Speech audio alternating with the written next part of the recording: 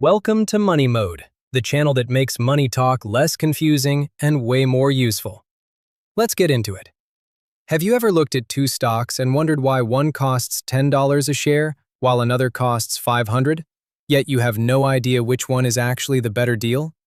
There's a single number professional investors check before almost anything else, and once you understand it, you'll never look at a stock price the same way again. It's called the P/E ratio. And today we're breaking it down in plain English. P/E stands for price to earnings. It's a simple formula.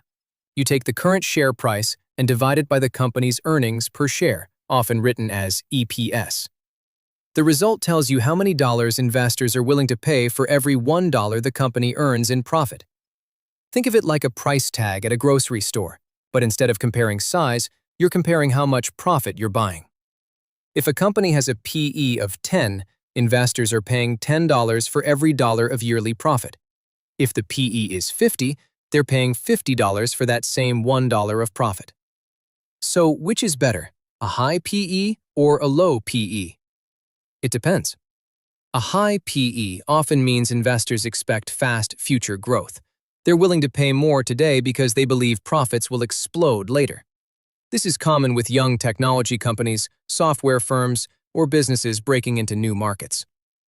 A low P/E, on the other hand, often signals a mature, stable business. Think utility companies, established banks, or industrial manufacturers. Investors aren't expecting explosive growth, so they're not paying a premium. But here's where beginners get tripped up. A low P/E doesn't automatically mean cheap and good, and a high P/E doesn't automatically mean overpriced and bad. Context matters enormously. You can't fairly compare the P/E of a fast-growing software company to a century-old railroad business. Different industries carry completely different normal ranges. That's why smart investors compare P/E ratios within the same industry. A software company with a P/E of 30 might actually be reasonably priced compared to its competitors, while a railroad with the same P/E could be dramatically overvalued for its sector. It also helps to know the bigger picture. Historically, the average P/E for the overall stock market has hovered somewhere between 15 and 20 times earnings.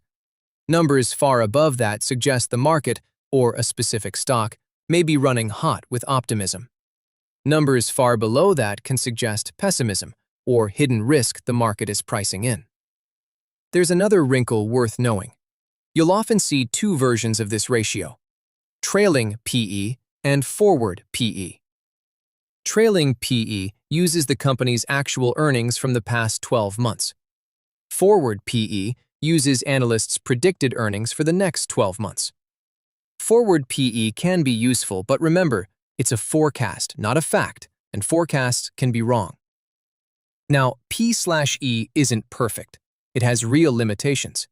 It says nothing about a company's debt levels. Two companies could share the same P/E ratio, yet one is drowning in debt while the other has almost none. P/E also ignores growth rate on its own, which is why many investors pair it with something called the PEG ratio, which divides the P/E by the expected growth rate, giving a fuller picture of whether that price actually makes sense. Let's put it into a simple story. Imagine Company A trades at $80 a share with earnings of $4 per share. That's a P/E of 20. Company B trades at $20 a share with earnings of $1 per share. That's also a P/E of 20. Even though the share prices look completely different, both companies are priced identically in terms of what you're paying for their profits.